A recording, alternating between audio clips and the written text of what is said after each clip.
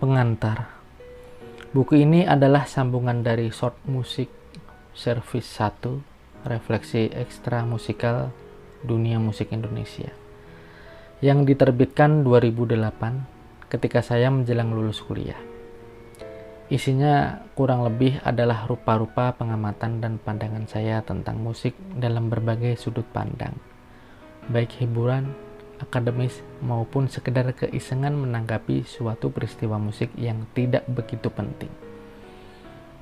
Sebagian tulisan yang ada di buku ini pernah dipublikasikan di media massa dan media sosial.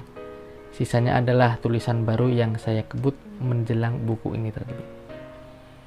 Terima kasih kepada Toto CD yang menggambar untuk sampul, Mas Muklis Kuantum untuk tata letak dan sampul, Dika yang menyunting naskah, Muhammad Nizar untuk jurusan pracetak Sahabat Art Music Today, dan tentu saja kepada semua teman-teman yang bersedia membacanya.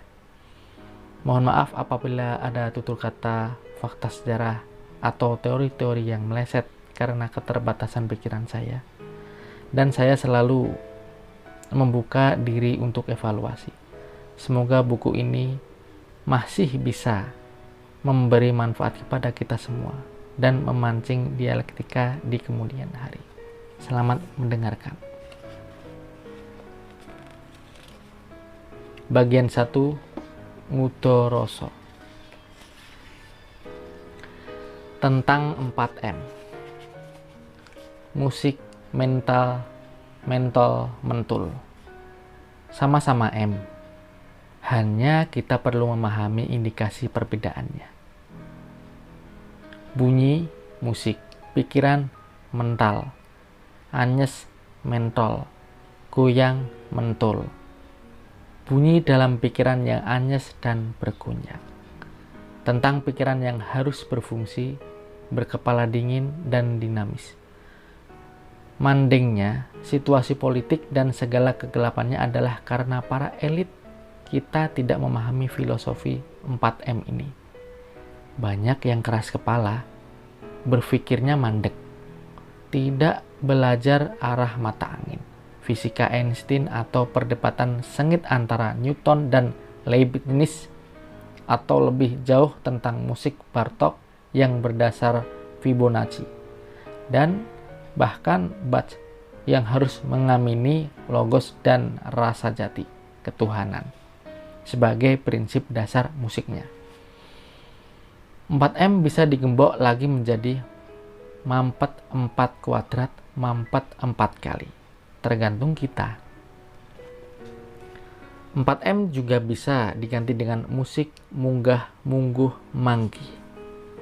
Sama saja, kita perlu memahami indikator maknanya.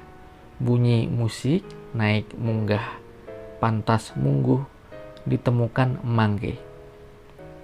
Suara dari atas yang pantas ditemukan, suara Tuhan. Kalau para koruptor masih prinsip religiositas dari 4M yang kedua ini, mereka akan menutupi kemaluan mereka dengan rasa malu, termasuk rasa malu karena korupsi. Tapi kenyataannya, masuk penjara malah bangga. Dikritik malah tertawa, kata Jaduk Erianto. Wah, gingsire zaman, edan, menurut Ronggo Warsito. Ada lain lagi yang ini 4M yang bersumber dari bahasa Jawa yang memang unik. Manuk, munek, mana, musik. Maknanya burung perempuan atau manuk, mual, munek, melahirkan mana, bunyi musik. Sebuah filosofi perjuangan ibu yang mual dan harus melahirkan anak. Bunyi tangisan pertama anaknya. Betapa mulia perjuangan ibu. Kalau penghancur moral paham kedidayaan Gusti Allah ini, ia akan membagi hampir semua hartanya untuk keperluan banyak orang. Prinsipnya, berkorban dengan sakit orang dipangan dewe. Musik membantu kita meningkatkan martabat kehidupan. Acil versus Suheng. Sedang terjadi perdebatan serius antara Acil dan Suheng siang itu. Si Acil ngotot, kalau keroncong harus bisa diperlakukan macam-macam. Sementara Suheng sebaliknya, keroncong harus pakem, tidak boleh diobrak-abrik. Keduanya berargumentasi sesuai pengalaman masing-masing. Acil baru bermain keroncong sekitar 5 tahun yang lalu. Tetapi jangan salah, biarpun begitu, ia menguasai sempurna hampir semua alat musik keroncong, cak, cuk, gitar, biolin, cello, bass, kecuali suling. Suheng umurnya 20 tahun lebih tua daripada Acil. Dan Suheng sudah bermain keroncong sejak 1982 ketika Acil masih belajar berjalan kaki. Keroncong itu dari sananya sudah begitu, jadi jangan kau nodai. Begitulah kira-kira Suheng meluapkan ambisinya supaya keroncong tetap ada adanya. Tidak bisa, zaman sudah bergeser. Kita harus bikin inovasi-inovasi baru. Itu pandangan Acil. Keduanya memang berada di kota yang sama, kota dengan atmosfer keroncong yang kuat. Di kota itu ada 100 lebih grup keroncong. Ada puluhan penyanyi berbakat yang menjuarai berbagai kompetisi independen atau pemerintah.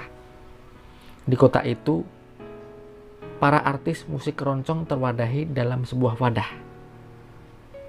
Semua musikus keroncong adalah artis.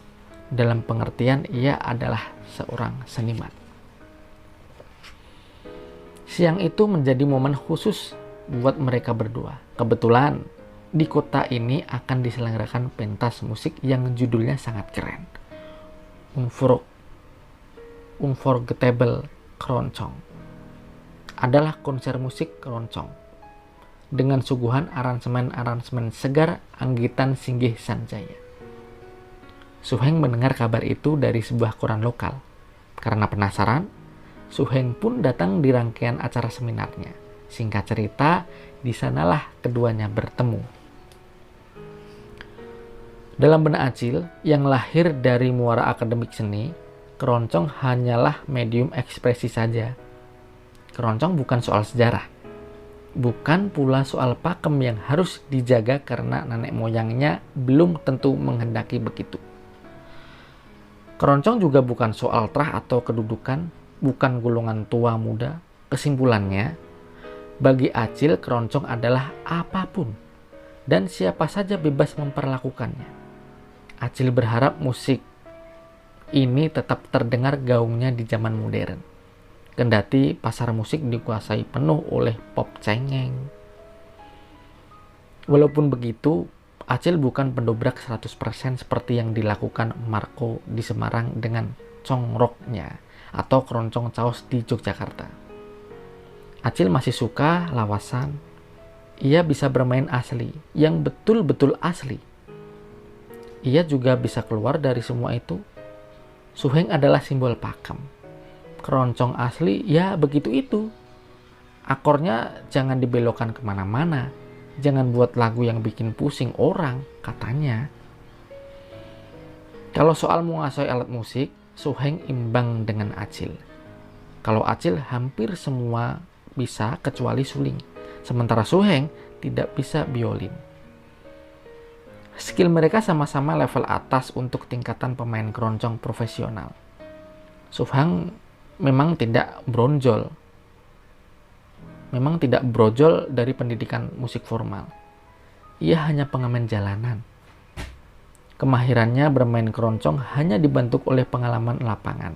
5 jam setiap hari nabuh keroncong selama 27 tahun. Soal rasa dan matnya bermain keroncong, Suheng masih nomor 1. Acil jelas kalah jauh karena waktu dan pengalamannya tadi. Keduanya kebetulan tergolong partner ketika ada PJ atau job atau kelangenan. Seminggu sekali Acil dan Suheng bertemu untuk berkeroncong bersama. Setiap sekali mereka ketemu selalu tak ada masalah, enjoy dan biasa-biasa saja. Bahkan malah keduanya suka gosip, misalnya ngerasain cewek cantik atau mengomentari calon presiden. Keroncong tidak boleh macam-macam. Boleh, Siapa bilang? Itu malah harus. Tidak bisa. Kamu berarti mengkhianati apa yang sudah dilakukan pendahulu keroncong. Biarin saja. Aku akan anak muda. Mereka kan sudah tua. Masa aktifkan juga sudah mau habis. Tidak bisa. Keroncong ya tetap keroncong dengan aslinya. Langgamnya, stambulnya. Tidak bisa jazz, fusion, diksi, ataupun nama-nama tengklenyit itu. Nyamlangnya ya jadi hilang nanti. Loh, itu namanya inovasi. Kalau tidak ada inovasi itu disebut kuno. Justru yang kuno itu harus dipertahankan biar jadi karakter dan unik. Boleh-boleh saja kalau tetap dipertahankan. Tapi kalau ada kemungkinan-kemungkinan baru, ya jangan dicegah dong. Keroncong harus dekat dengan anak muda. Harus diaransemen ulang. Lihat contohnya. International Keroncong Festival. Like Keroncong Orkestra. Itu harus dimunculkan ciptaan-ciptaan baru dari generasi muda. Ini abad teknologi. Jangan memanaskan sayur basi.